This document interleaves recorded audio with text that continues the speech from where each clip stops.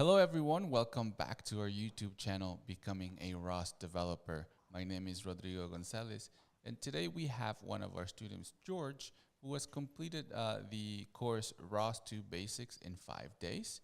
And at the end of this course, you can actually take and do a project and implement it on a real robot.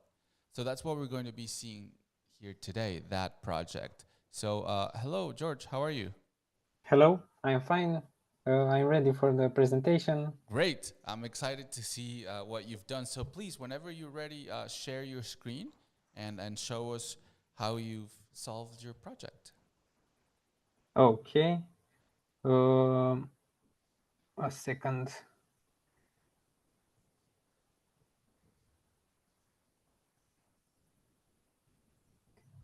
I have to quit and reopen because it's a permission in the browser because I don't have Zoom installed. I have to check a box and it says to quit my browser and reopen. It's Okay, okay? yeah, we'll wait for you. Don't worry. Don't Okay, worry. thank you. We'll play some music, maybe. That's not music, but all right. There we go. To wait. Maybe a little bit of.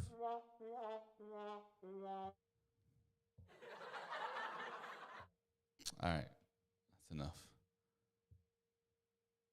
I think the coolest one was this one. Just a little bit of entertainment while George here comes back. Oh, here it is.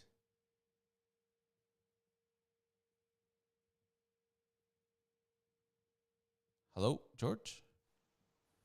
Yes, I'm Ah, back. awesome. Yes, you're back. Now I can share the screen. So entire screen. Okay. Yes, I can see myself now. So now I'm gonna present the moving robot or the presentation. We want to see it on the real robot first, just to, get the whole project Okay, in sure. there.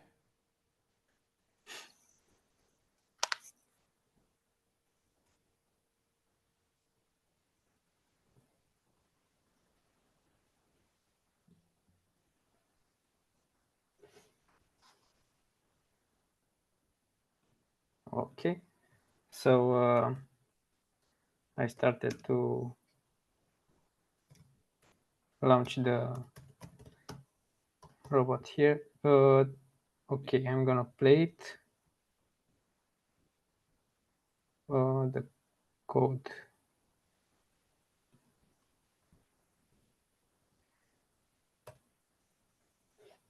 Now I think it's okay.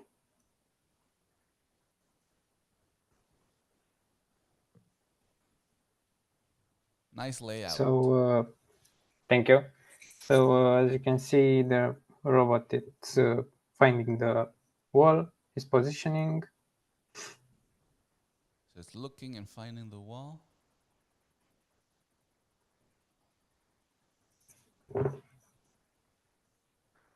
Yes, and I think it's okay.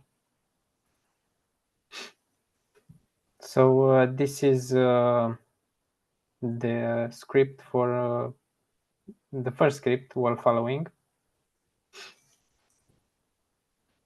Mm-hmm. Can you explain sort of like the main three? Just mention them so we can get a picture in our head Sure. of the main I three have things. this Oh. presentation prepared. I'm sorry. Then never mind. We'll get this in a second. I just want to let's go back to the robot to see it Okay. do its thing. So it's going around, Okay. and I see that there's some output on your terminal distance from the start. Yes. Right. That's how much it has traveled. Yes. So it's going to do a full loop, and what's going to happen once that full loop is done? So he will move. He will move around like on the road and finding and positioning in between the wall and the mark on the floor. As you can see, he is working on the mark, so that's how I programmed it. Yes. And it's about to finish. Well, it's like half, 3/4 of the way there. When it finishes, will it stop? Okay. No, he will stop when When you tell it to. Yes. Okay. Cool. So when can we expect that list of odometries?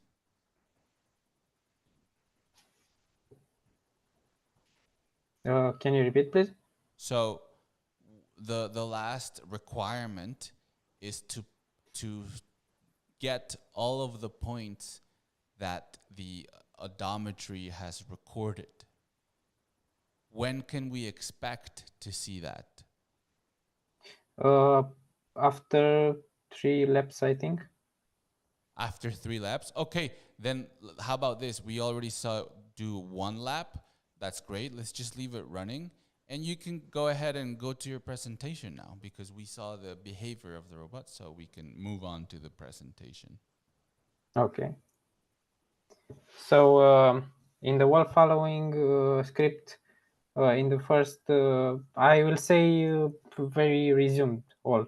Okay. So in the first, it subscribes to the scan topic to get LiDAR data. Publishes twist messages into devel topic to control the robot. If a message is from scan shows object detected in front closer than 0.5, turn fast left while going ahead. If messages from scan shows object detected on the right closer than 0.25, turn slightly left while going ahead.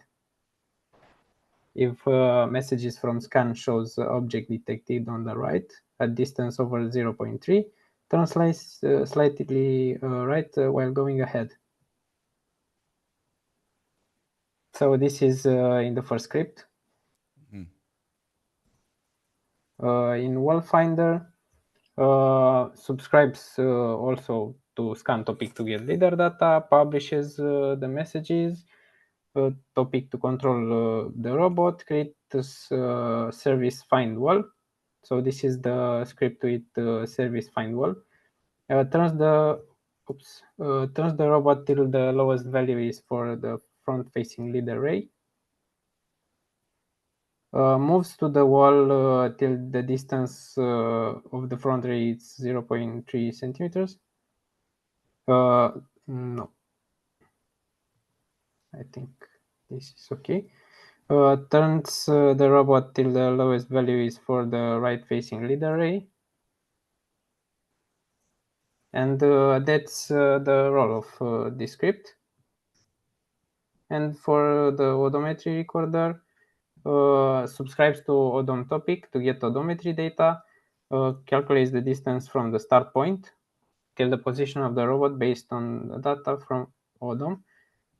If the distance from the start is lower than 0.2, it means that the robot completed a lap and sends the odometry data recorded.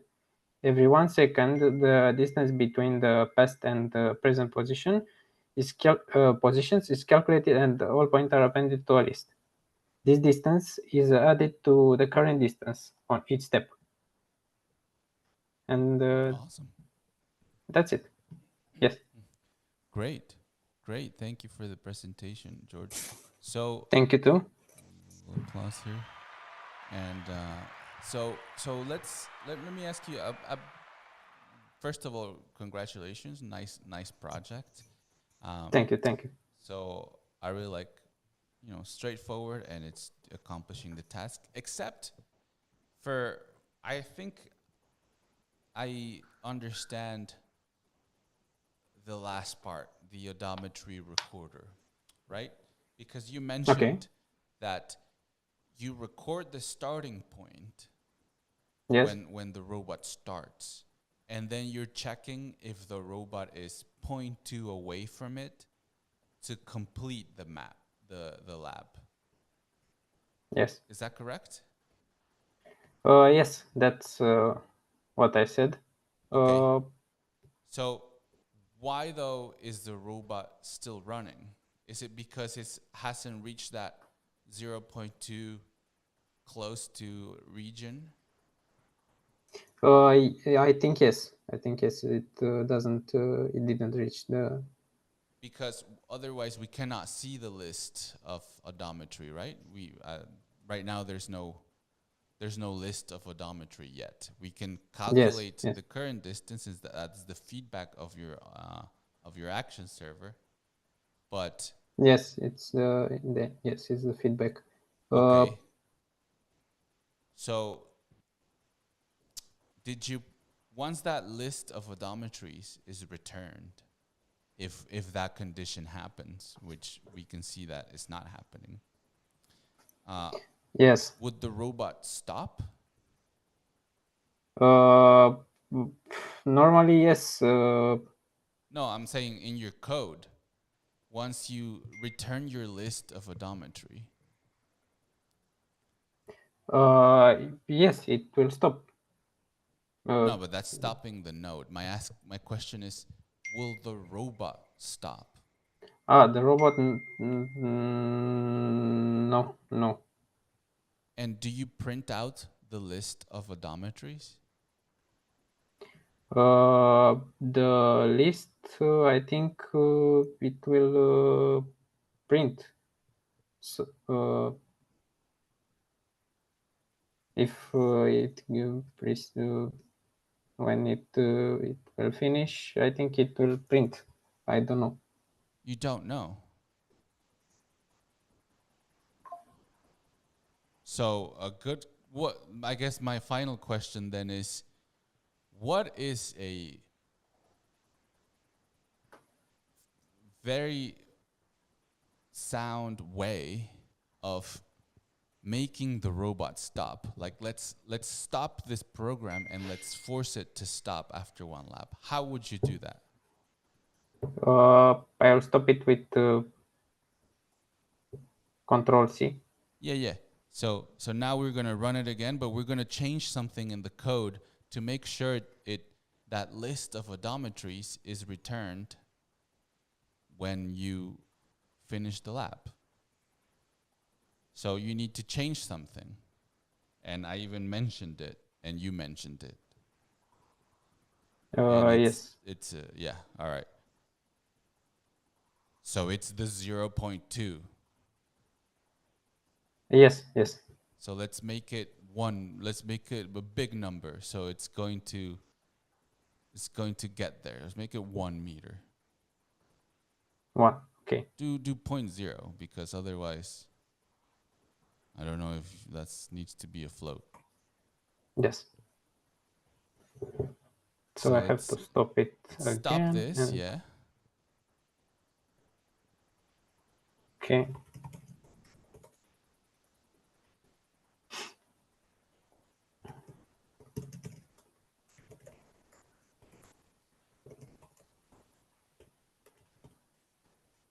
Okay.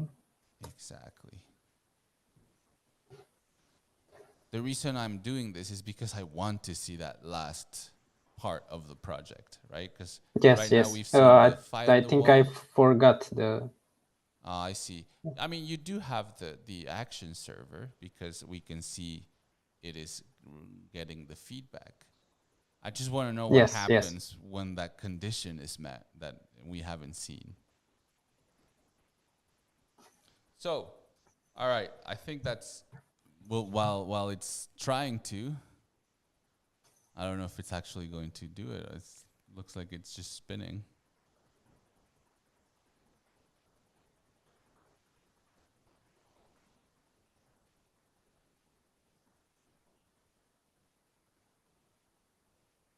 So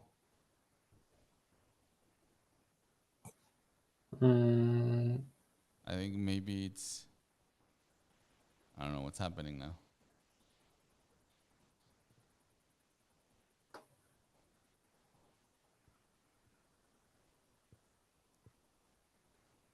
All right. Well, this has nothing to do with your odometry server. This is because you're still in the wall finder. My guess is that you're too close to both the wall and the obstacle, and it's not able to recognize which one's which.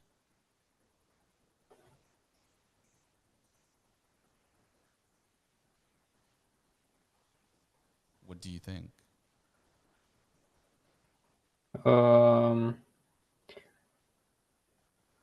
I think this is not a good idea to put 1 meter. So All right, but that's not gonna do anything to the behavior of your service server.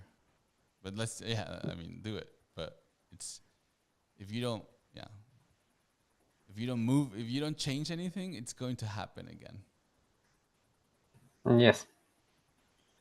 No, I'm saying go back. Let's say I understand what you think the problem is. So put 0.2 and rebuild.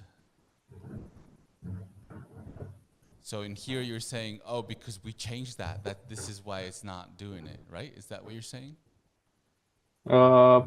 Yes, because we changed to 1 meter and it's only spinning, but I don't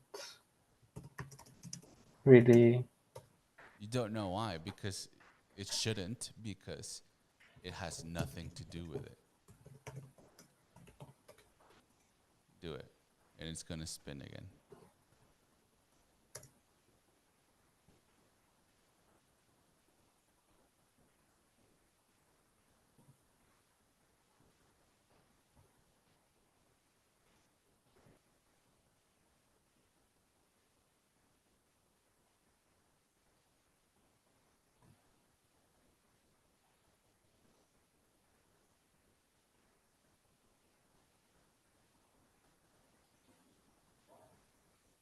So you see, it's gonna keep spinning forever.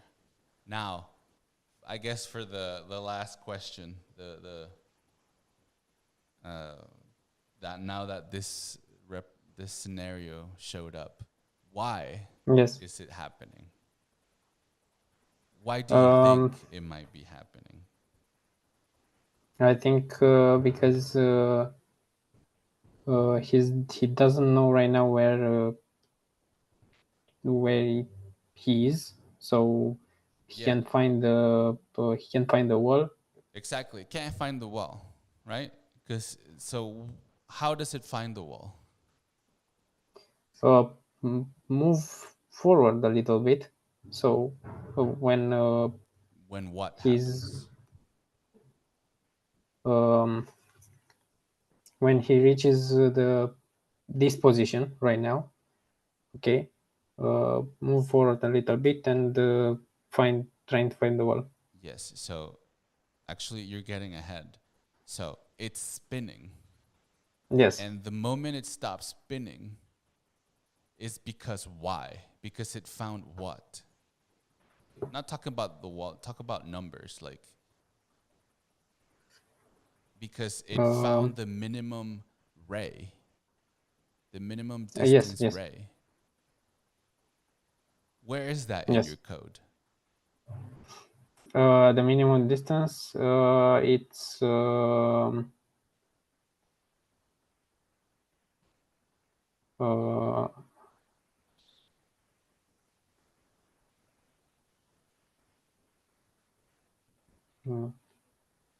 it's in your wall finder. Yes. Yes.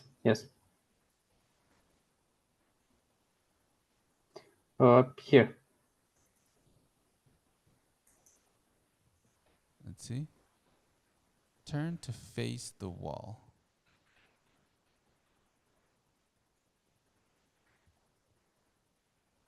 And that distance index, that min distance index, how are you obtaining that? Just double click on min distance index on line 70. Yeah, there. So where you? Here. I see. So you're taking the minimum of the laser scans that you're getting. All right. So and that's the index I want. this is great. All right, so this is good because it makes sense. But Yes. the reason why it's not stopping is because it's only one value. And it's in a situation where you can see the obstacle on the one side and the wall on the other side. And it's only looking at one LiDAR value. My recommendation for the future here is, instead of using one single data point of the index, is to use a bunch. Use like 10. That way, if one is bad, then you can use the other 9, basically. And so instead of a number, you would do a range.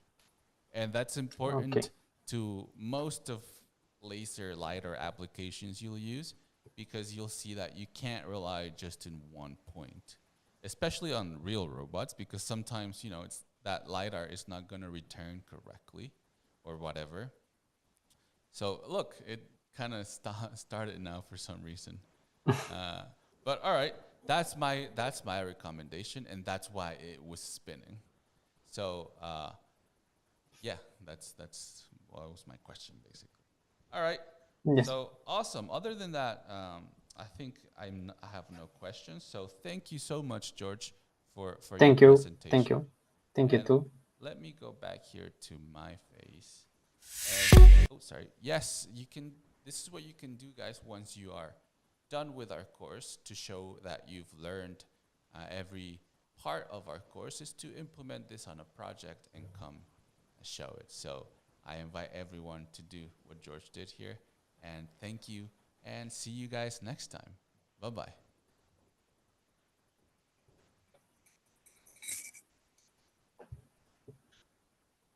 Okay.